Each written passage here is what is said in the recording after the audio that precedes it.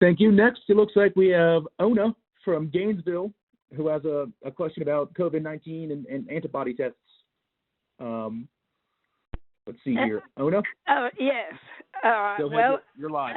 How will I be able to get that antibody test if it comes out next week? And do I have to be sick to get it?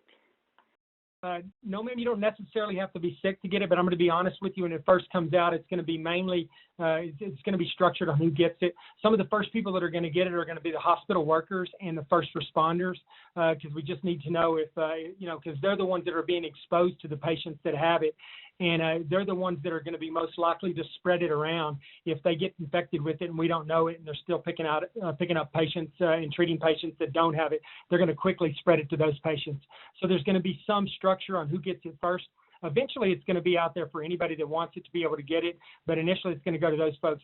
It's also going to go to some of the sicker patients in the hospital, and if you go out and give blood, I think we're going to be in a position real soon that if you donate blood, it's going to be a standard part of the testing for blood donation so that we can find out who has those convalescent antibodies that we're going to potentially want to harvest out of the serum from your blood donation so that we can treat those severely ill patients with it. So I understand that everybody wants to know if they've been exposed to it or not, and I'll tell you, we're going to find out when this is over. That denominator on who got or who had this disease is going to be huge.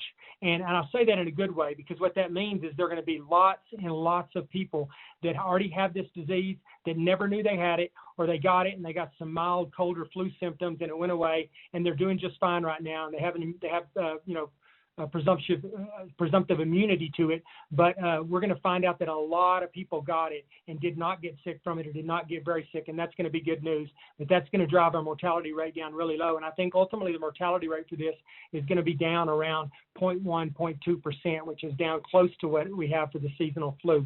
But I'll be honest with you, you won't be able to get it just right away. It's going to be a while before people that aren't sick are able to get it, but eventually you will.